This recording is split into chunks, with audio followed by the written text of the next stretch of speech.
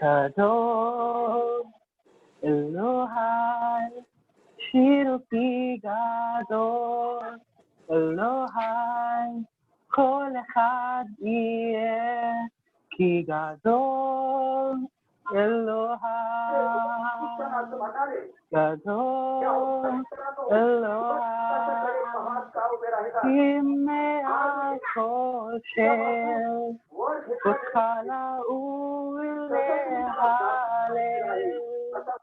Libi Yashir Ki Gadol Elohai Himei Kosher Ukala Ulehalel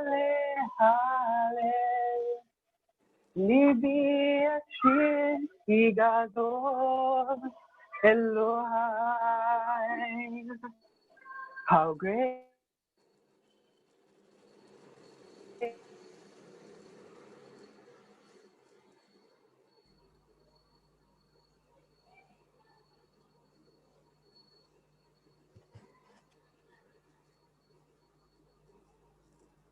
Darshan is done, I think. I can't hear you. More? I don't know where Darshan is. Yeah, I think network is bad. Yeah, you can start, More. Okay, let's have a word of prayer. Let's get into it. Elohai. Okay, Darshan. You can mute now, Darshan. Thanks. Praise God. Let's pray, everybody. Baruch et Adonai HaMevorach. Blessed, praised, and glorified, exalted, and appraised is the name of the King who rules over kings, the Holy One. Blessed is He. For He is the first and He is the last. He is the Aleph and the Taf, and besides Him and from Him there is no one else.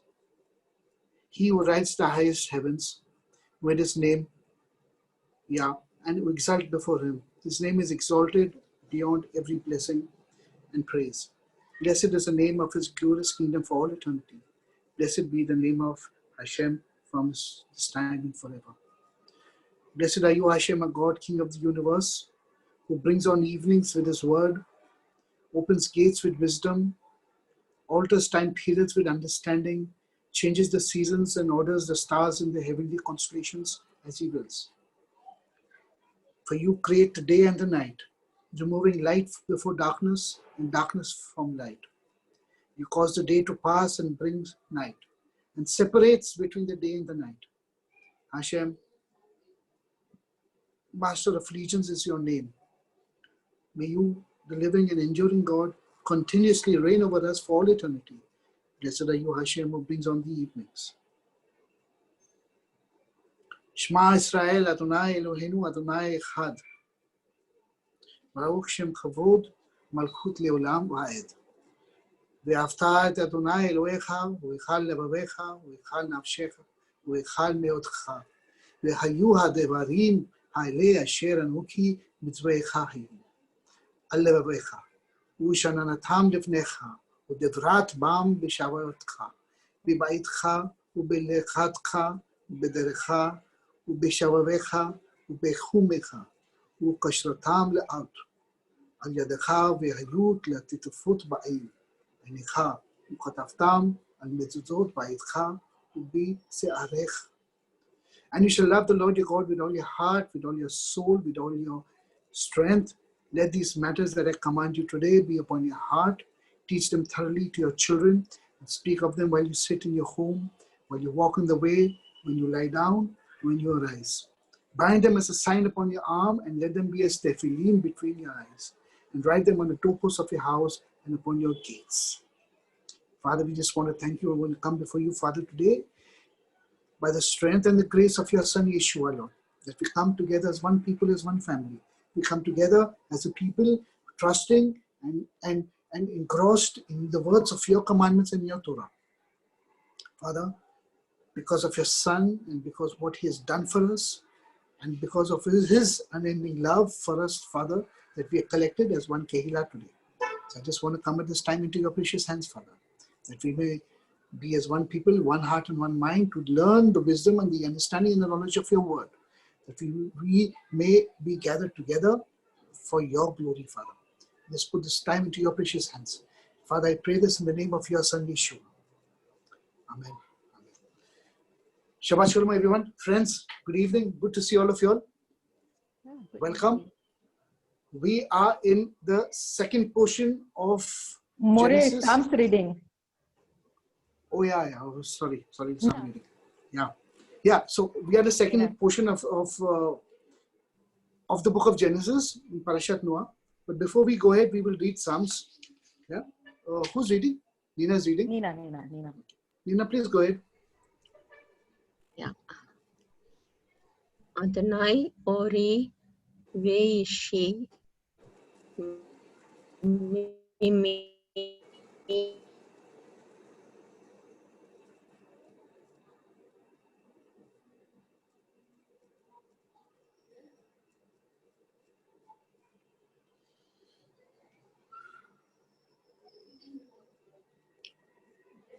Network.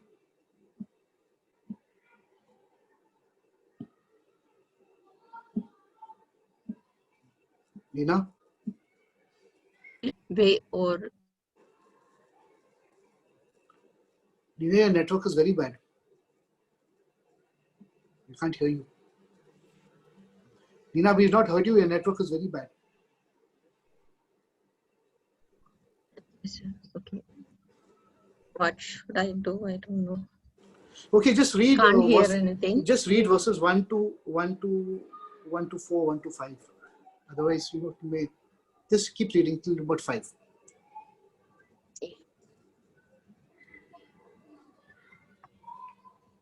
Can't hear at all. Oh. Oh, now it's better. We can. Now it is better. Read verses till 5 only. Don't go beyond that.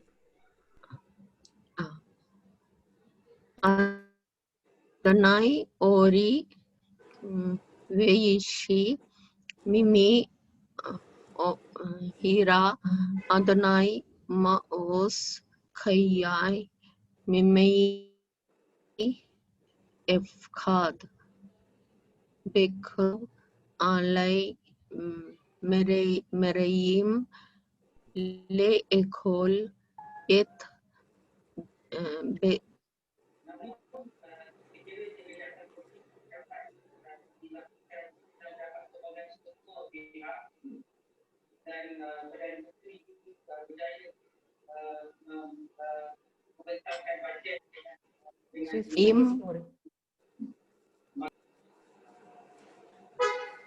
Okay, Nina. Okay, I'll read it before we go ahead. I think you want I can read more. Pari, read from 1 to 5 then. Okay.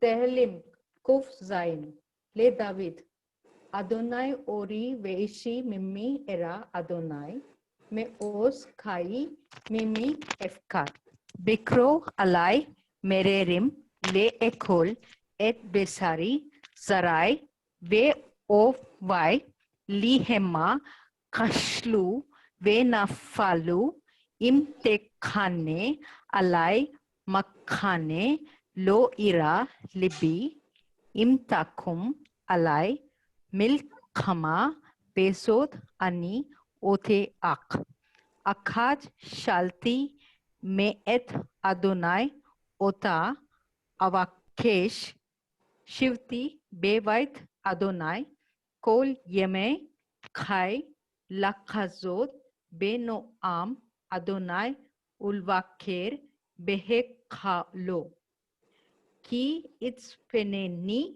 Beshuko Be Yomra Yatsireni Besetter Ahalo Betsur Yero Memeni. Amen.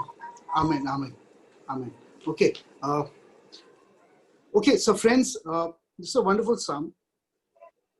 Verse 4 says, one thing I ask of the Lord, and that is only that I seek. It says, to live in the house of the Lord.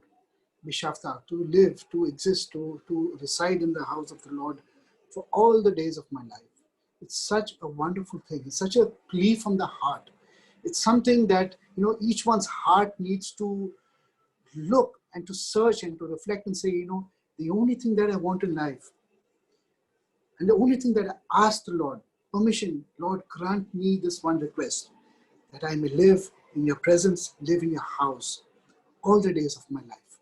So keeping this in mind, friends, each time we meet here, and each time we are in the yeshiva and we come on Shabbat evening and we talk and we learn the Torah portion, we are in the presence of the Father. We are in the presence of His Holy Spirit, of His Shekinah glory. We have been gathered together as one people through His Son, through Yeshua. And this is dwelling in His house.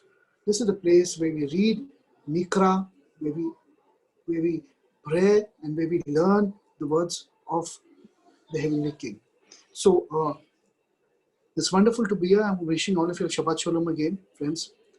We are in Parashat Noach this time.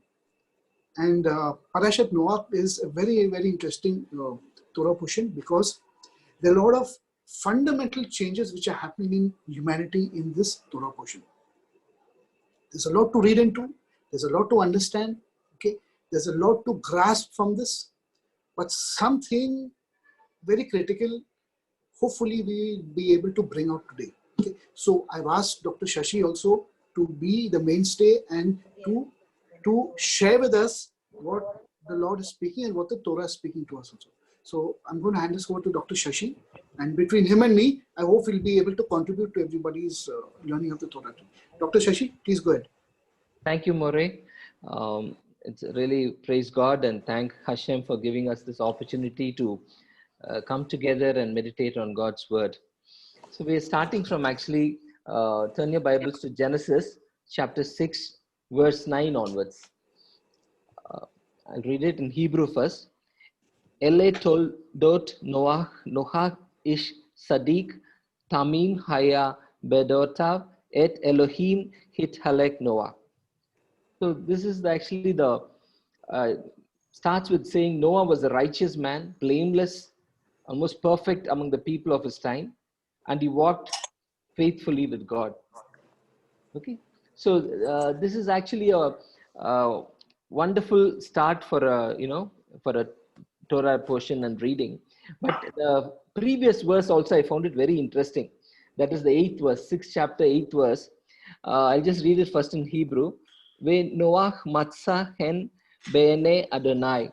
But Noah found favor in the eyes of the Lord. So it is beautiful that why should, there are so many people in the world, but why should Noah alone find favor in the sight of the Lord? Is some question that is a pertinent question that each one of us should raise. And it is, if you want to know the answer, we'll tell it. As we go through this readings, we'll find out the answer ourselves. Okay, fine. Then it's in the 10th verse. It says Noah had 3 sons, Shem, Ham, and Japheth. Okay, so here we find that Noah walked with God, and therefore, if you can say, he was righteous and blameless. So it all boils down to a relationship with God, a personal relationship. Actually, somebody said righteousness is nothing but a right standing with God. Your right standing with God is what righteousness really means. It's very amazing. They say, God doesn't have grandchildren or great-grandchildren. He has only children. Why I'm saying this is, Noah walked with God, and his great-grandfather Enoch, he also walked with God. But each one of them, they have to have their own walk. My grandfather might have been a pastor or a person who's very close to the God.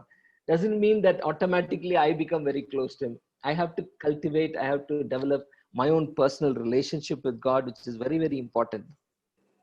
And I want you to turn your Bibles to Ezekiel chapter 14, verse 14.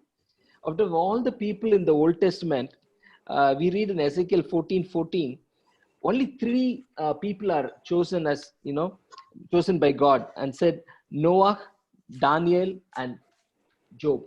3 people. God says in Ezekiel chapter 14, verse 14, that when he brings around, the sword, the famine, the wild beasts, and the plague, only these people can save themselves by the righteousness. Even their sons and daughters would not be spared. That's what God says in Ezekiel 14:14. So Noah comes under the top 3 and he tops the list. In fact, his name comes first. Noah's name comes first. How the relationship he had with God. Daniel, of course, we know in Daniel chapter 6, verse 10, we find even when the order was from the king, he should not worship. He opens the windows of his room, faces Jerusalem, and prays to God 3 times.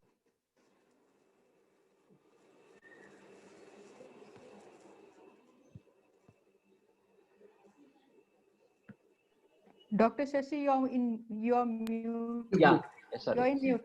Yeah, now I have opened it. So we find all 3 of them walked with God very closely. Job, Daniel, and Noah. Daniel actually, he opens his window 3 times a day, faces Jerusalem and prays 3 times a day. And Job, if you read chapter 29 verse 4, he says, I had an intimate friendship with God and God blessed my household. I had an intimate friendship with God and God blessed my household. So all of them had a beautiful walk with God and they were counted righteous. When we say when Noah walked with God, what does it mean? What does it mean Noah walked with God? Very funny statement. I mean, did God really literally come to Noah and he walked with him, or what exactly it is? If you read Amos 3rd chapter, 3rd verse, it will shine a light on that. Amos chapter 3 verse 3 says, can 2 walk together unless they agree? Unless they are agreed, 2 people cannot walk together. So Enoch, Noah, all of them who walked with God, they agreed with God.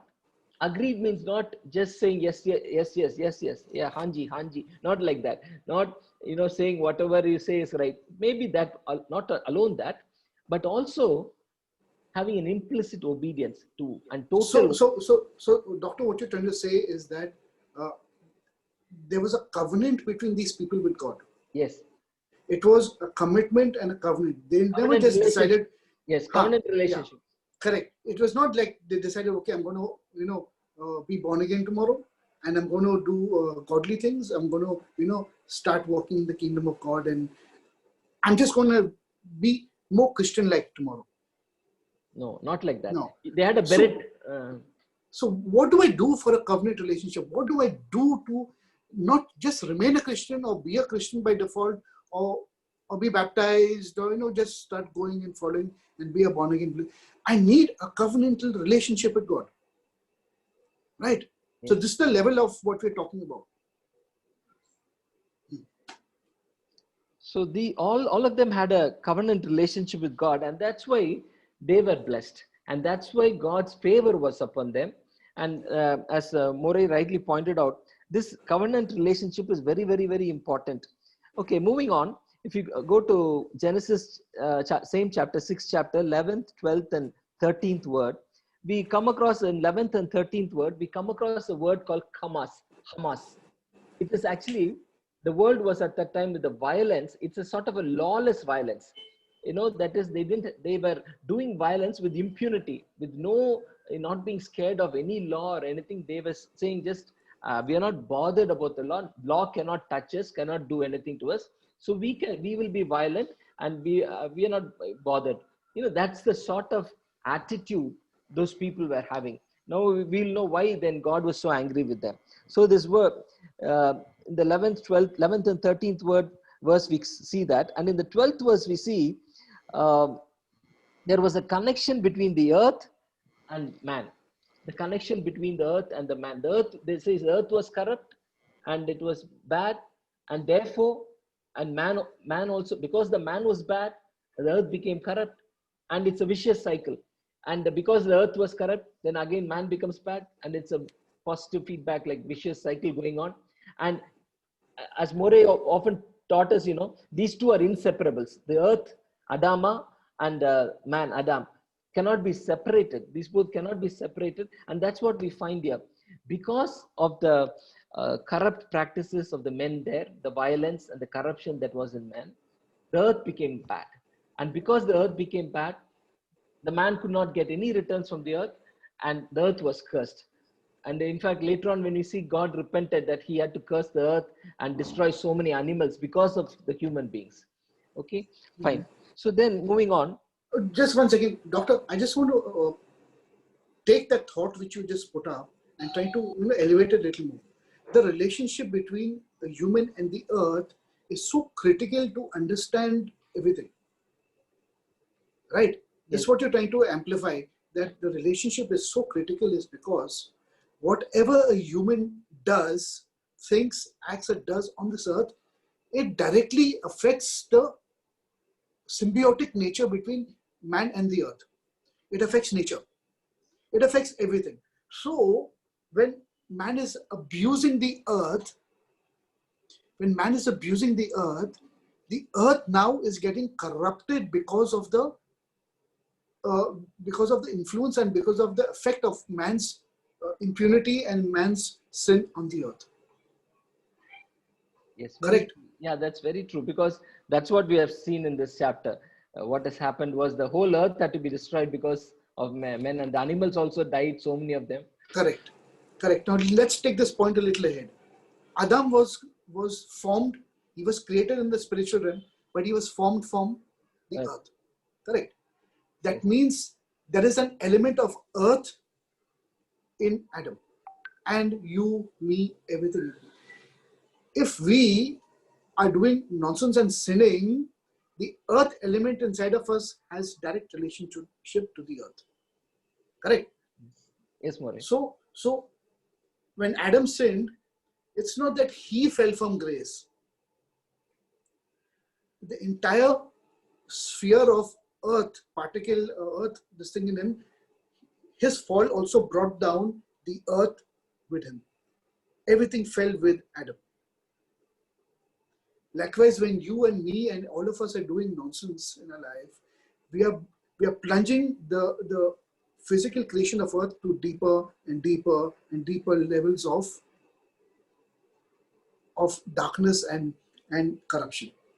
Yes. We are all contributing to everything. So this is a very profound verse which you pointed out. Correct, na? Yes. Very profound verse. Now when Adam done that and everything fell, what did our Lord Jesus do? Is it only about people also now? No. With the people, he's going to pull everything up. I think Jesus says, if I be lifted up, I will pull all things with me, all men.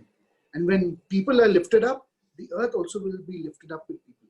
So this is a very profound verse, friends, very fundamental to understand what the Bible is actually telling us. Right now, Doctor? Okay, So go ahead. yeah.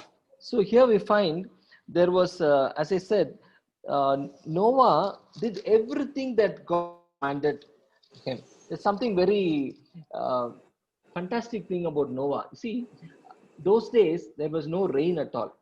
So Noah, God asked him to build a big, huge ark. Everybody would have, ridiculed at him, laughed at him. He said, "This old man he's gone bonkers. He's not thinking properly." All sorts of things they would have said to him. But he was like, he just obeyed. It was like the, what we call statutes. Okay, just do it. Even if you don't understand what God is telling you, just obey it.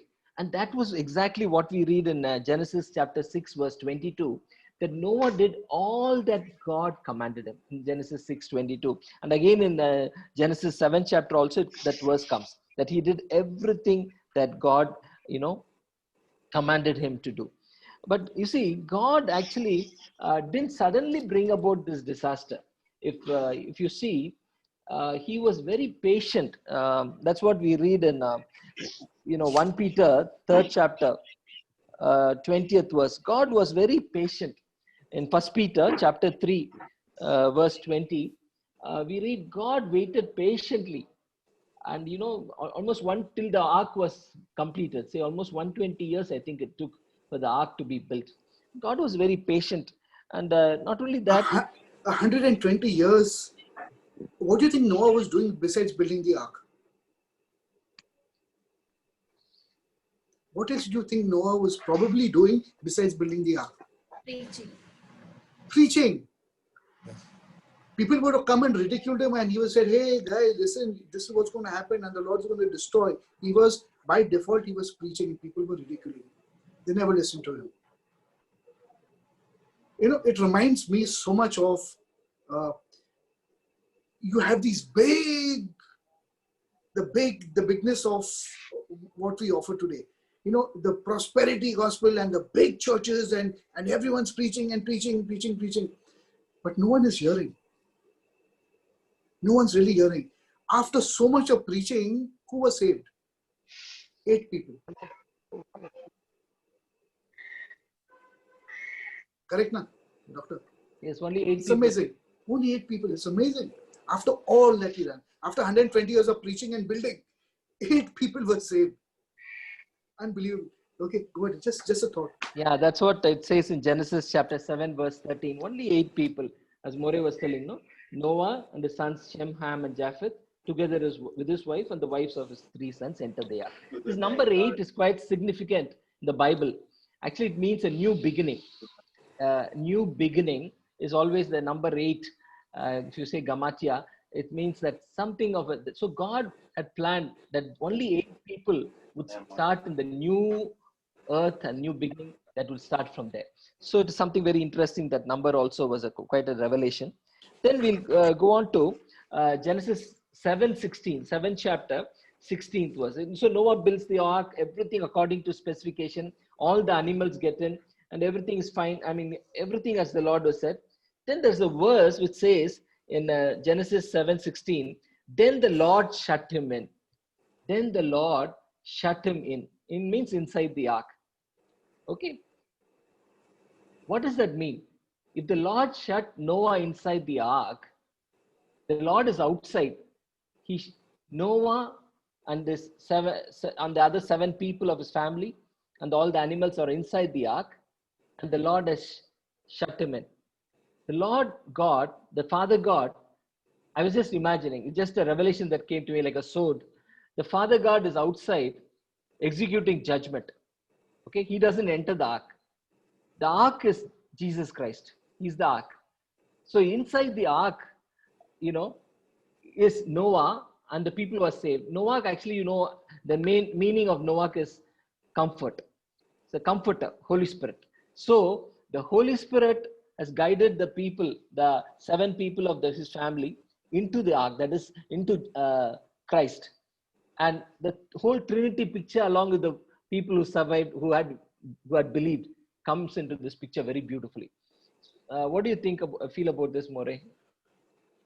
I think it's a very good allegory to understand that, you know,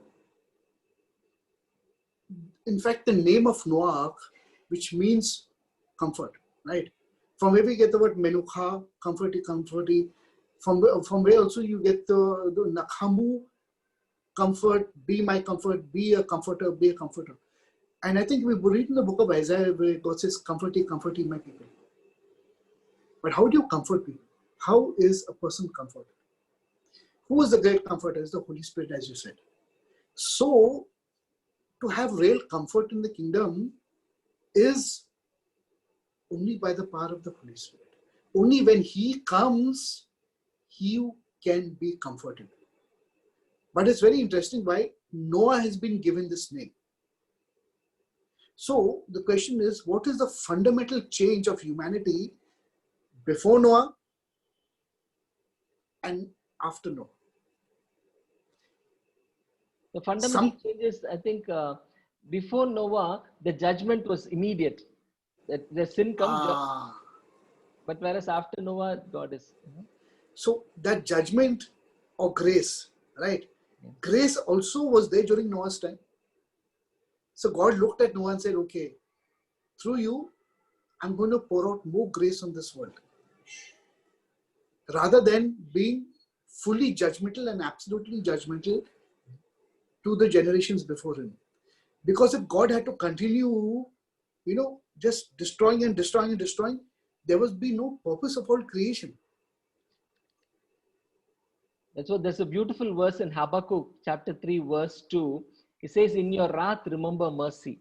It's a lovely verse for it. In your wrath or in God's anger, he's saying, you remember your mercy. You're a merciful God. You're not only a God who is, righteous and just, but also in your wrath, remember mercy. So So Habakkuk go ahead. chapter 3 verse 2, he says that. Okay, so going on, we see God doesn't punish immediately. As I said, he waited for so many years. Why is that? I would like you to think it this way. That is, God wants the sin to have its peak, and then he wants to bring in the judgment. That's what we find in Genesis chapter 15 verse 16. He says, the sin of the Amorites has not reached its full measure. So only after the 400 years that the Israelites spend in Egypt, and then they come back, then they're asked to deal with the Amorites. That's what he says to Abraham. So he says, the sin of the Amorites has not reached its full measure. So sometimes, just because God is not, maybe you may be thinking, oh, he's so evil, this nation is so bad, but God is not doing anything, acting. The reason is this: he's waiting for the sin to reach its full measure for him to pour in his judgment. So why does God do that? Why do you think God does that? What is the... Maybe he wants them to repent. He's giving them time to repent. That's one thing. He's giving them a long rope. Sometimes he gives such a long rope, they hang themselves in it. With it. So that's a good way of putting it, actually. But why such a long rope? What is the need for humanity to keep adding on and adding on and adding on sin after sin and sin till it reaches a peak, and then God says, okay, this is enough? Is it about the sin, or is it about God? It's about God, I feel. Can you explain that? Because basically God is a very compassionate God, and he's long suffering. He suffers long. So that is his character. When even he reveals his attributes, his nature. God is by nature that way. When he reveals it to Moses also, he says, I'm a very compassionate, kind, long-suffering, merciful. The whole thing in Exodus, it comes. So that is his nature. Yeah. We're talking about God's attributes, his nature, who he is. So he can look at you doing nonsense after nonsense and nonsense till one day he gets fed up and says, okay, this is enough. That's it. Correct, na? Yes, that's what. Till he gets fed up. That's long suffering. That's what he says. Completely. Yeah, wonderful. Absolutely. So then we saw after the waters, it started raining for 40 days and 40 nights. This 40 number also is very interesting. Lot of 40s comes in our Bibles. That 40 days of fasting Jesus did. For 40, a lot of things are there. For 40 years they traveled in the wilderness. So okay, we can go on like that. And if you take up Genesis 7th chapter, we come to 7th chapter, 17th verse. It says, the ark was lifted high above the earth. So the ark was lifted high above the earth, because as the waters started coming, the ark itself was lifted high above the earth. Some people want to think it this way. See, as the judgment comes, that is before the judgment came and all the people were finished off, God lifted the ark above the waters. They think it could be a imagery of rapture. That is, before the tribulation period, God's children would be taken up, snatched up, as we read in Thessalonians chapter 4, how they'll be snatched up before the evil one comes and reveals himself. So it could be, I don't know. I mean, we can talk about it later, whether some people believe in that. Okay, going on to the 8th chapter, Genesis 8th chapter verse 1. But God remembered Noah and all the wild animals. See, whenever this word but comes, it's like the butting of the goat. Okay, but God. So God remembered suddenly Noah. I want to stress on the word remember. So Zekor. So God remembered Noah. When God remembers, he always acts. It's very interesting. See, when we remember something, we'll remember it today, tomorrow also we'll keep remembering. We won't do anything about it. But when God remembers something, he immediately acts. What did he do? He immediately sends the wind You know, that's what it says. He sent a wind over the earth, and the waters receded. You know, So what you're saying is that God threw in the flood in the mix and said, okay, there's a flood, and he put things in motion and he turned his face and he said, okay, let whatever happen, let it happen. And then suddenly he remembers Noah. Oh, 1 second, Noah is in trouble. I need to save Noah, and I need to complete everything. Is that is that the process, the flow of thought, or something more deeper? Something more deeper, I feel, because God is not somebody who forgets, and you know, we are like that. We forget and suddenly we remember and all that. So what is this forgetting? What is this forgetting we're talking about? What is Zachor actually? What do you think Zachor actually would? I'm trying to take us into a deeper understanding of Zachor. Maybe the sin had made him, you know, has come between God and man. So that remembering also, you know, I was thinking about the thief on the cross. He says, remember me when you come into your kingdom. And even King Hezekiah, you know, he says in Isaiah chapter 38 verse 3, Lord, remember all the things I did, all the good things I did. And he cries, and God remembers and immediately gives him, adds 15 more years into his life. So a very powerful prayer, this remember me. But I want to know more what it really means. The deeper okay. Let me kind of tell you, understand, teach everybody what remembrance means. Remembrance is not a very simple attribute of a human being. Now, normally when we say, okay, let me remember, is I'm trying to recollect. Recollection is different, remembering is different. Recollect means, okay, I've probably forgotten something. Let me recollect, what did I say, what did I do, what did I want? Okay, that's recollection. But remembering is actually more experiential than recollecting. Recollecting is just recollecting a thought. Remembering is bringing out a certain experience out from oblivion and bringing it back into your life. So now, the difference between when a human being remembers and when God remembers. Why would God forget in the first place? Can God forget you and me? No. God cannot. How can he forget? God knows even every single hair on our head. So what do you mean, how can God remember? When the Bible uses God remembers, means that God, there is a certain place in God that God relegates many, many things. That which is not active in front of him, that which is not functioning properly in front of him, he takes and he puts it. It's like telling a person, you know, I don't want to talk to you. I don't want to, you know, you're just disgusting. I just want to get you out of my life. I don't even want to remember you. So I take you and I throw you back in the recesses of my mind, somewhere so far away that I just forget you for years. But when I want to bring you back from that deep recesses of my mind and bring you back in front of me, then I remember you and I bring you back in front of me.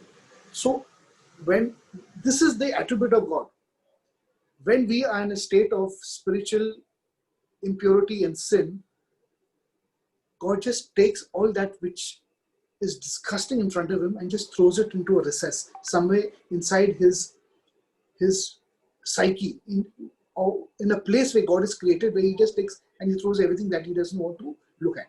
He just throws it.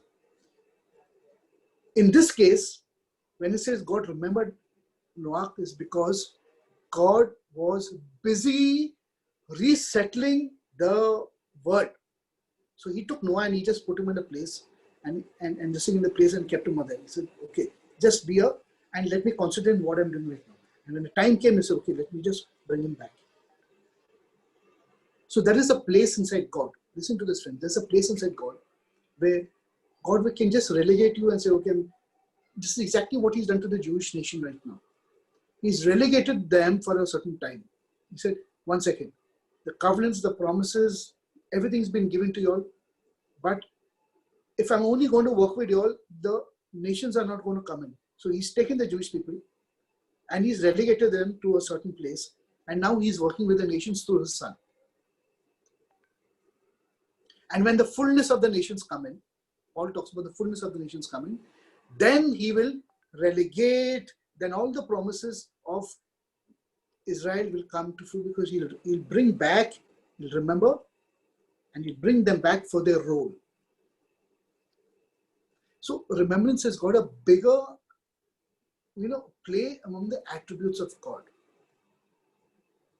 So it's just not simply that, okay, I remember, and God remember, oh, where is Noah? Oh, he's probably having a tough time in the ark. Let me go and see what he's doing. It's not that. It's God is constantly engaged with everything, with what he has created. I want to, tell about one verse that comes to my mind in Psalms 89 verse 14, about how God brings before his face certain things. It says, righteousness and justice are the foundations of your throne. Steadfast love, that is mercy and truth, go before your face. Sedek u mishpat mehon kisika, chesed u emet ekademu panecha. So before his face, when he remembers, he keeps the mercy and truth. But what is, if that's in front of his face, what is behind him? Sin, all our sins are thrown in the back of her. The darkness where he takes. So basically, the journey from coming from the back to the front is huge, because the Bible constantly says, and he like Yitzhak prayed face to face, Moses face to face with the Lord, right? So there's a big difference between his back and the front of God, panecha, the face. Initially, even when he started working with Moses, he told Moses, no man can see me and live. And then he hid Moses in a rock. He closed his eyes. He put his hand on Moses. And then the Bible says, and Moses seen his back. That means Moses was still not reached that place where he could stand in the front and talk to him face to face. Whereas in the Exodus, later on, when he's after the Torah, he tells the people, he says, there's no one like Moses who talks to me face to face. It's a Tame and Tahara. Tame he throws behind his back and... Correct. So his face is life in the front, and at the back is like a trail. He's trailblazing. Basically, he's trailblazing. All of creation is just existing at the, the trailblazing end, where there's very little life at the back of God. That the fire is just towards the end, trailblazing fire, like the end of a comet. All of creation darkness is out there. They need to come in the front of God. That is salvation, Vaisha, the face of God. Doesn't that come also in the Numbers 6:24-27, the Aaronic blessing? Correct. That's it, to come face to face. May he cause his face to shine upon you. And lift up his countenance towards you. Yes. So all Tame and the world in darkness is behind God. What is in front of him is his face. And his face is salvation. Vaisha. So moving on, in Genesis, so they reached safely. The history says that the ark went and landed on top of that Ararat mountains, because it was lifted up. And finally they get out of the ark. And what is the first thing, that Noah does is, in Genesis chapter 8, verse 20, first thing, as soon as he got out of the ark, it's very amazing, this relationship and his love for God and his thankfulness. Noah built an altar to the Lord, and taking some of the clean animals and clean birds, he sacrificed burnt offerings on it. The 21st verse, the Lord smelled the pleasing aroma and said in his heart, God talks in his heart, never again will I curse the ground because of humans, even though every inclination of the human heart is evil from childhood. And never again will I destroy all living creatures as I have done. And there'll be, as long as the earth endures, there'll be seed time, harvest, cold and heat, summer and winter, and day and night, and will never cease. Okay, amazing thought out here. The Torah is not given as yet. The sacrificial system has not been set up through Moses, right? Yes. How do they know to give burnt offerings and sacrifices to God? How? It's amazing when you think of it, friends. The Torah is not given. The Levitical priesthood is not in place. The sacrificial system is not in place. How does Noah know to give and offer pure animals and birds on the altar? Which means the Torah has always been there. It has always been there right from the Garden of Eden, because even when they sinned, and before they sinned, Cain and Abel were already giving offerings to God. So the Torah has existed right from the beginning, but it was not spoken to the children of Israel. And Mount Sinai, God revealed the Torah to them. He spoke it out to them. That is the difference, and that's the importance of Mount Sinai. And this is what Paul expressly says in the book of Romans, chapter 6, 7, and 8. He says, those who are not Jews and do the things that reflect in the Torah are themselves by the Torah, and they will be judged by it. Because humanity already has the Torah in their heart. In any case, you don't need to be a Jew only to know what the Torah is. But Mount Sinai is God speaking visibly, audibly to a people and saying, this is my Torah, I'm giving it to you now.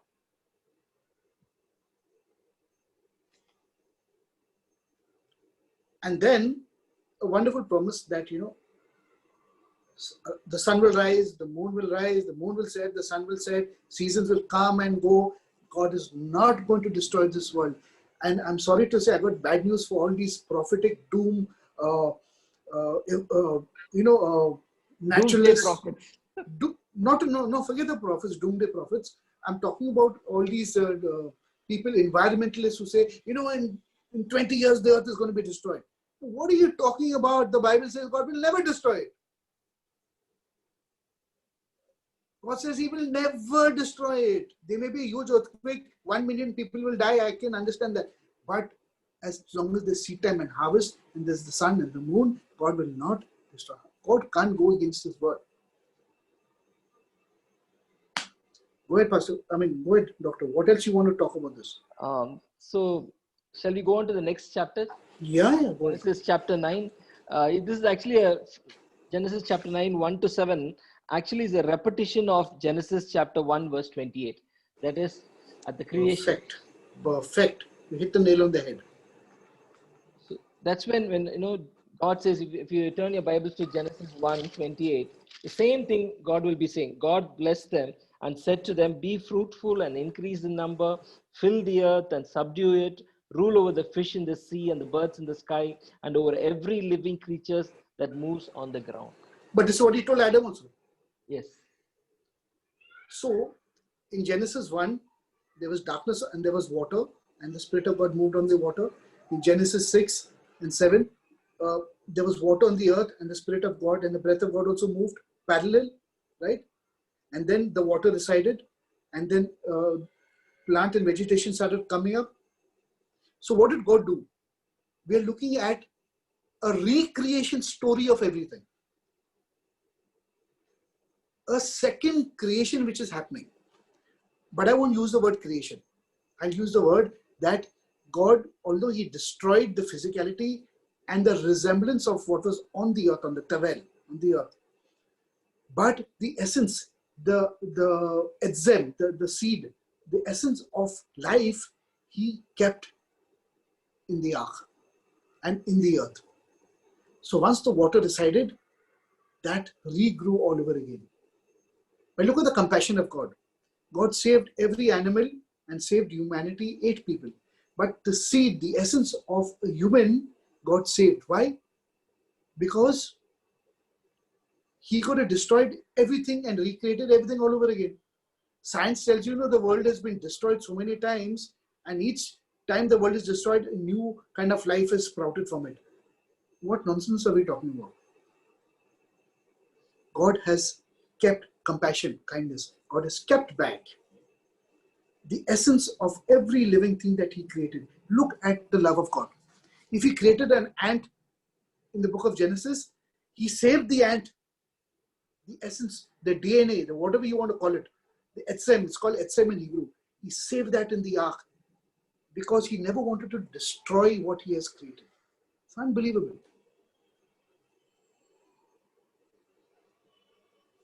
Go ahead. So that is why he gives that, commandment, as More was telling, the 9th chapter 6th verse. He says, whoever sheds human blood, by human shall their blood be shed. For in the image of God has God made mankind. So this is sort of the capital punishment. Some people say for and against capital punishment.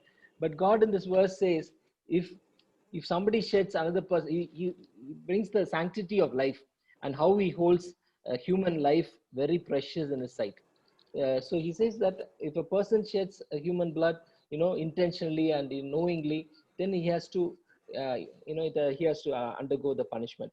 Okay, moving on. We find that there's a beautiful verse, 13th verse, when God puts a rainbow. I want you to turn to Genesis 9, 12 onwards. I'll read. And God said, this is the sign of the covenant. We come across that again, that word covenant, berit. Covenant I am making between me and you and every living creature with you, a covenant for all generations to come.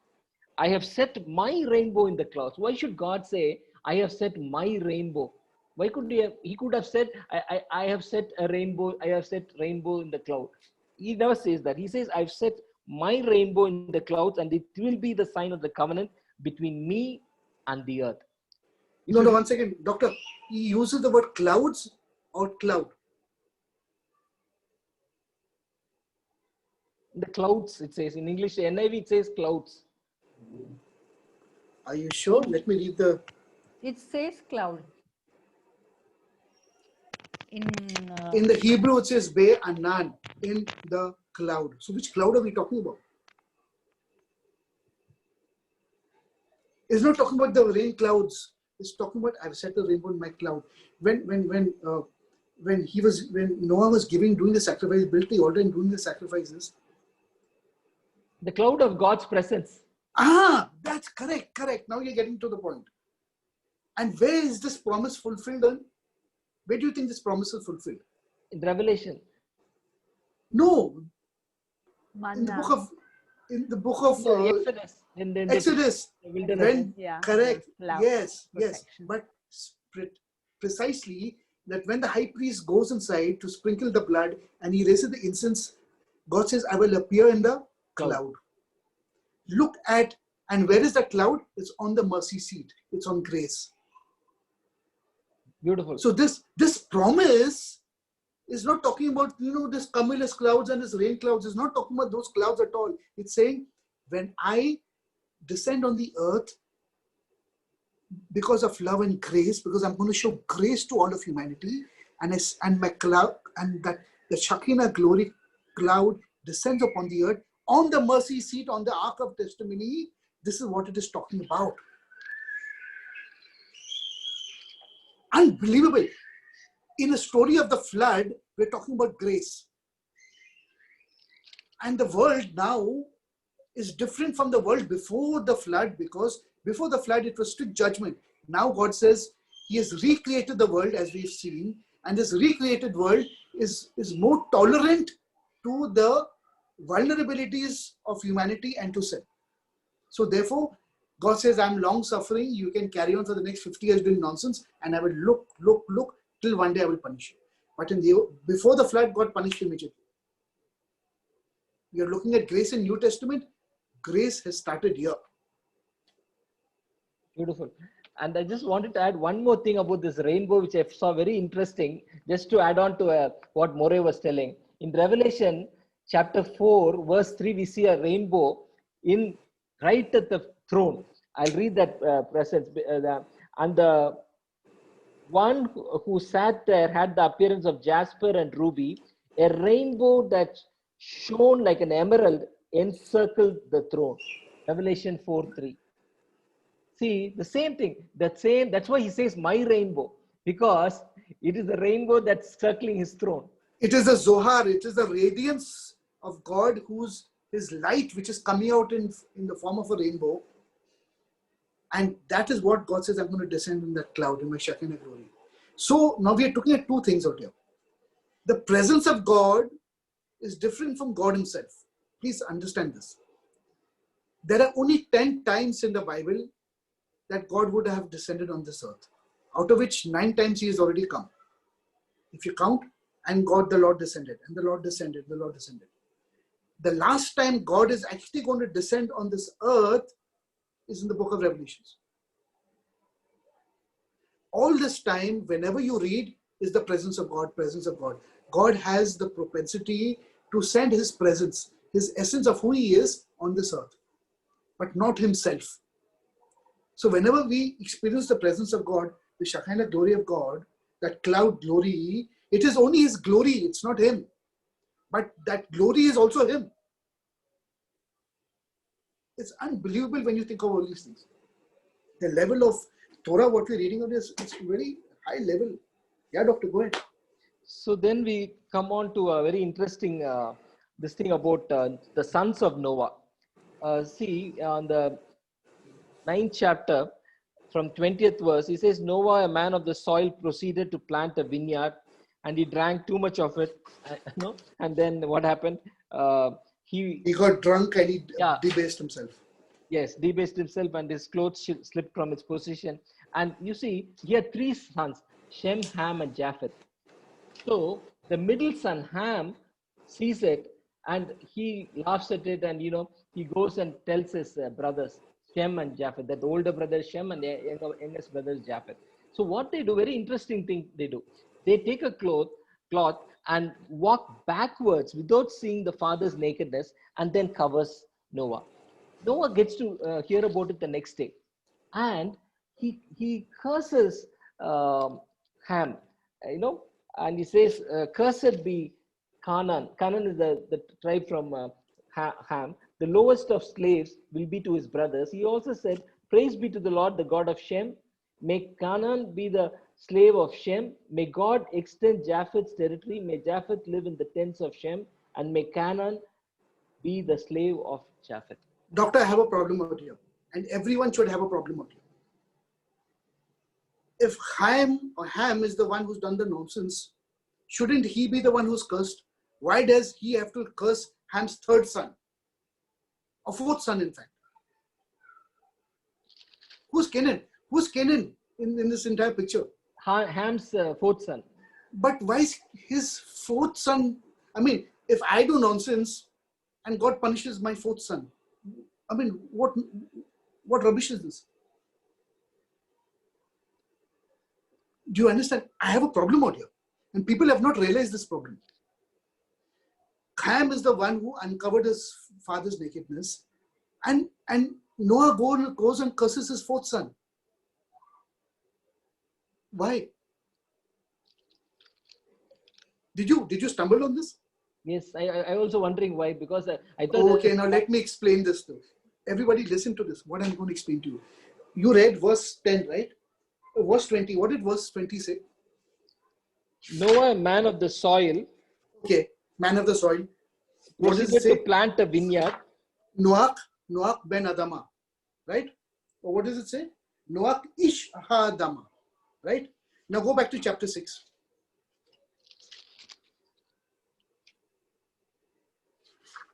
Or the beginning of this parashat portion. The account of Noah and his family.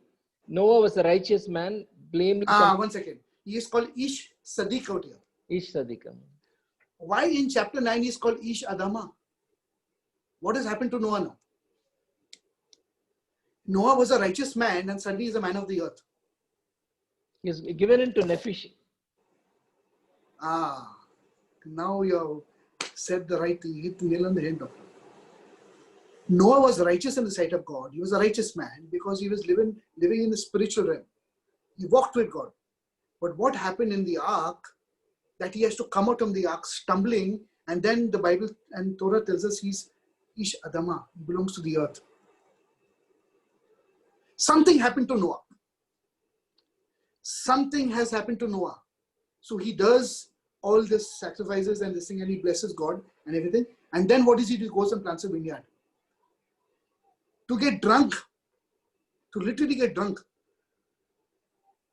Why does Noah want to get drunk after all of this? I mean, I can think of this one very simple explanation. I'm stuck in the ark for more than 13 months. With the stink, the rubbish, the excreting of the animals and all the problems with the animals and all the tension of whether I can see water. Imagine what Noah went through. Okay. He was waiting to get out. He was fed up. He lost it. Noah lost it. He became, from living in the spiritual realm, he became living like an animal. That's why he's called Ish Adama. He lost that virtue of being an Ish Sadiq. He was so frustrated that the first thing he wanted to do is to come plant a vineyard and to drink. You know, it's like a person who's like lost everything in life and he wants to hit the bar. I want to get drunk, man. I've lost it in life. And in that action of losing it, the episode of getting drunk and Chaim doing some nonsense and all this thing followed. Is because he lost that spirituality of walking actually with God. So the Torah portion starts with Ish Tzaddik, and then it ends with Torah saying Ish Adama. But what did Chaim actually do to his father? Can you open that portion, Doctor? What did he do to his father? Ham, so lay uncovered inside his tent. Ham, the father of Canaan, saw his father naked and told his two brothers outside. Okay, and?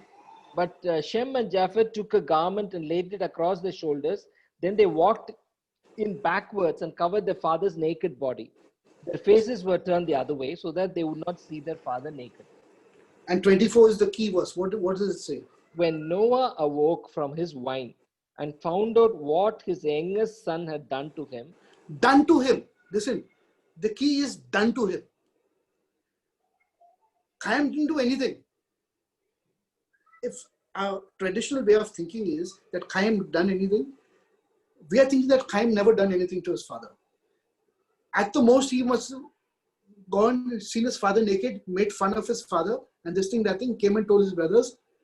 That's not what the Bible is saying. The Bible is using very simple language out there to tell us something important, but not trying to be vulgar, or not trying to be cruel in what Chaim has done. What did Chaim do? Let me tell you what Chaim done. How many children did Noah have? Only 3. Ham, Shem, and Japheth. The Torah does not say that Chaim had the 4th child after this, or 5th child, or 6th child, or 7th child, 8th child. The reason why Noah cursed Chaim's 4th child, Canaan, is because he could not get a 4th child, and 5th child, and 6th child, and 7th child.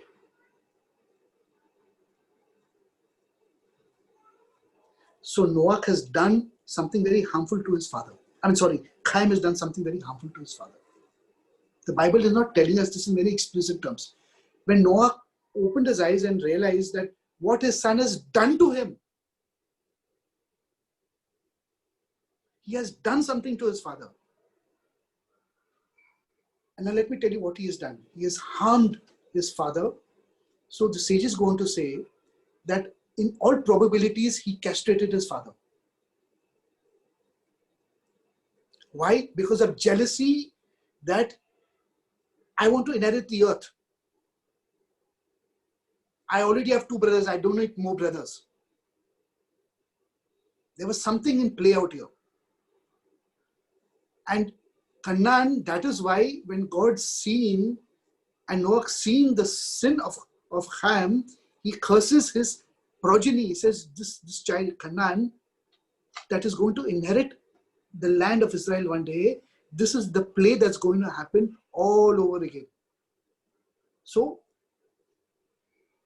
Ham has done something really bad to his father. Otherwise, Noah would have come out and he would have had more children. Noah never had children after this. Otherwise, Noah should have cursed Ham only. No, but he hit Noah in such a bad way. This is because I cannot have a fourth child. Now you will not. I'm cursing your fourth child. That's where Canaan comes into play. So what he has done to him. So the sin of becoming debased, started living in a nefesh, not spiritually, getting drunk, falling in grace. This is the result of. So Noah, what we know of Noah is, what we've been taught is something very different. What we're trying to understand from the Bible is very different. So this is the life of Noah. It's an amazing life. But what was done to him was very sad. And this plays out because Canaan now goes and occupies the land of Israel. And Israel is now constantly fighting with Canaan. Okay, Doctor, go ahead. Okay, so they say actually, this Ham and their descendants, some of them were the black race, the African race. So that's why they say that they became forever, even now, they are slaves to the American and the European race, which are from Japheth. I don't know how far this is. I don't think I also don't think so, but there are some literature to this which says that, that's why there is so much of slavery that they could not get off from this. Probably. I mean, there was slavery even within people. Yeah, even in India also there was slavery. That does not mean that it was black. That's what I don't think so, but there was some explanation that I read like this, that, that because they were the African race, they were forever, slaves to the... I mean, if Noah was fair, okay, let's presume that Noah was fair with green eyes, blonde. Can Ham become black like an African? Not possible, right? It's not possible. It's not such, I mean, we humans have, we believe such nonsense sometimes, I tell you. We believe such nonsense. But this was one of the explanations they've given, but I also didn't believe it, because how could it be possible? Yeah. So anyway, so then we go to 10th chapter. So it's all about, there's one person which I would like to say, Nimrod. So Cush was the father of Nimrod. That is 10th chapter, 8th verse. Cush was the father of Nimrod, who became a mighty warrior on the earth. He was a mighty hunter before the Lord. That is why it is said, like Nimrod, a mighty hunter before the Lord. If you go and read, I think More can say more about Nimrod. So Nimrod, the other name of Nimrod is Amraphel, who has a very distinct and cruel relationship with Abraham. And let me tell you, friends, Abraham is alive when Noah is alive. They crossed their lives by 50 years. After all, Noah lived 850, 900 years or something. About 850, 950 years. 950 years Noah lived. When he was living, Abraham was almost 50 years of age. And Abraham lived in the house of Noah. And he learned the ways of God through Noah and Shem. God always leaves a link from one person to the other. So the history of Abraham is is a different thing. When we come to Abraham, I will tell you on this. Abraham was almost 50 years old when he lived in the house of Abraham, and he built his relationship with God. He was living for 50 years. Shem took over from Noah, and Shem in his time became the Melchizedek of his day. So the Melchizedek that actually talks about in Genesis when Abraham goes to give is none other than Shem. Because Melchizedek, king, and Tzedek, righteousness, is a title given to a person. So the title is eternal. The title is an eternal title. Jesus came like Melchizedek to bring that eternal title back again on this earth. So something happened from Shem. That Melchizedek title was removed from this earth. Abraham brought the Torah in till Jesus, and now Jesus brings the title of the Melchizedek back again. So the intervention, I'm giving you all a very Hebrew picture of what's happening. And from then Melchizedek. 2:9 we find about the same Melchizedek, no? He calls us kings and priests. Yeah, the Bible says king forever, eternal, without beginning, without end, is because the title of Melchizedek, which was conferred on somebody who can carry the title of Melchizedek. So in the Old Testament, it was Shem was the last Melchizedek.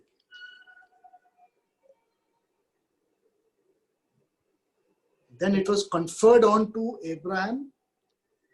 That's why the relationship between Abraham and Melchizedek is explicitly mentioned in the book of Hebrews, I think. Right? That conferring where Melchizedek tells Abraham, now you have to rectify the world through the Torah.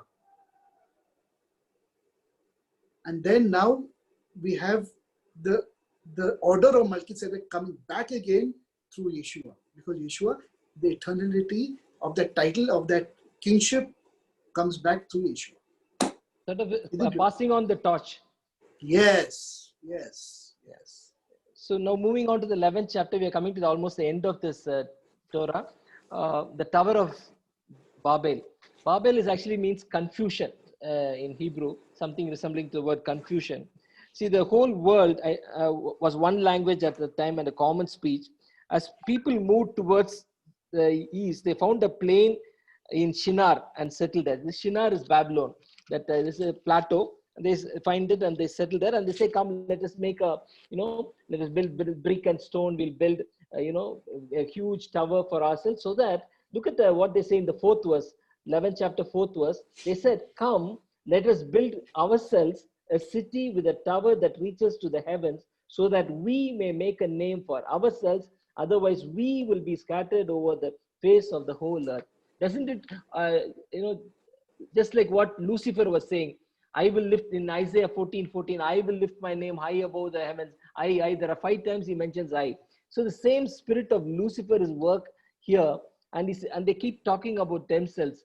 We will be doing this. But the Lord, again, there's a but that comes, 5th verse, but the Lord came down to see the city. Maybe this is one of the time when Lord literally comes down. Absolutely. Apart from Sinai and other times, Numbers 12 chapter, when he comes to talk for Moses, Sodom and Gomorrah, all this. But this is one other time when God comes in personally, came down to see the city and the tower the people were building. Like a personal inspection. God made a personal inspection of the building and the city, and he says, if the people like one language, they do so much, then if you don't stop this, there's nothing is impossible for them. Then he goes back and he says, come, he takes a larger people, come, let us all go down and confuse the language so that they will not understand each other. So the Lord scattered them all over the earth. They stopped building the city. See, when people say, come, God says, you go. I found it very amusing. The people are all saying, come, let us build. God's plans, ways are different. His thoughts are different. He says, you go scatter now all over the world. You can't speak to each other. You will have different languages, and he sends them all over the earth. So God punishes their pride and egoism. But in that also is finding how God was merciful even in judgment. He never killed them. He never did, just confused their language. And, so that they were all separated. He could have, if you want, destroyed that, the whole lot. But he never did that. So much so merciful. Even in his judgment, he remembers his mercy. I think that's about all. Because after that, it comes to Abraham's family, and then it's a new chapter. Thank you. So that is why we introduced to Abraham now. See the link? Yes. The last few verses are for Abraham's family comes. In Parashat Noach? Yes, Parashat Noach. Because Abraham lived and was taught by Noah the ways of God. So this Torah portion is very fundamental. It's so important for us to grasp in its entirety. It's about grace. Now let me tell you about the name of Noah. Noah, which comes from the word comfort, right? What is comfort? As I told you, it's about the Holy Spirit giving us comfort, because he is the great comforter. He is the one who will bring this comfort. His father Lamech prophesied on Noah, saying this son will bring comfort to us. In chapter 5 of Genesis, Noah is a turning point of history. Such a turning point of history that Before the flood, it was judgment, strict judgment. After the flood, it is through Noah that God has brought grace and a resilient world, more resilient to the vulnerabilities and the sin of humanity. So this world was recreated in chapter 6 and 7 of Genesis, and this world is more able to receive and to absorb the impurities of you and me. This is grace by itself, friends. God looked and he said, no, these humans are going to mess up. I mean, if I'm not going to be tolerant with them, then the entire structure of creation, God says, is going to be of no use. So I have to be tolerant to them. I have to recreate the world so the world now doesn't react like what I originally intended to with humanity. So that's why people say, where is God? Look at this killing, there's strife, there's murder, and see all the problems in my life and our life. I don't see where God is. No, you don't understand.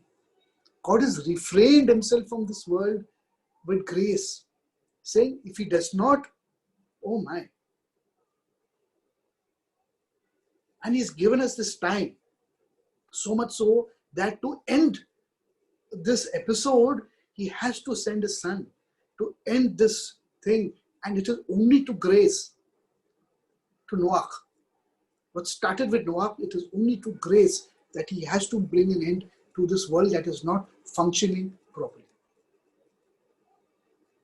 So this full entire plan of God, right from the beginning to end, from Genesis to Revelation, it's his plan that he's put into motion. And we are just living out this plan that God has put through. Instead of looking at the Bible microscopically, we have to see the big picture first. Until we do not see the big picture, we will not be able to pick out episodes and episodes and episodes and understand the smaller picture. So Noah is about the big picture of life, big picture of the Torah, big picture of God's plan for this world. That is why Jesus refers to him in the New Testament, saying, as it was in the days of the son of Noah, so shall it be in the days of the Son of Man. And what did we read? It was about Hamas then, and it is about Hamas today also. We are living in a very specific time. We don't know, the Lord may come even today, he may come tomorrow. But today the world is filled with violence and Hamas. And why is Noah connected with this world today? And why did Jesus make that connection? Because I want to leave you all with this one thought. Every action that you do comes from an action of compassion. Look at life very clearly. If you want to plant a tree, it is compassion. If you want to bring a child into this world, it is an act of compassion. Even when you want to make money, it is because you have compassion for your family. The very fabric of all life is compassion and kindness. And this is what Noah represents. Compassion and kindness of God. So I want to leave you all with this thought. This is the bigger picture, friends. Arasha, Noah is a fabulous, there's a lot more to learn, but I think, we don't have that kind of time, but I think we've done a fabulous study today, friends. So, does anything I want to say, anything I want to add? Yes,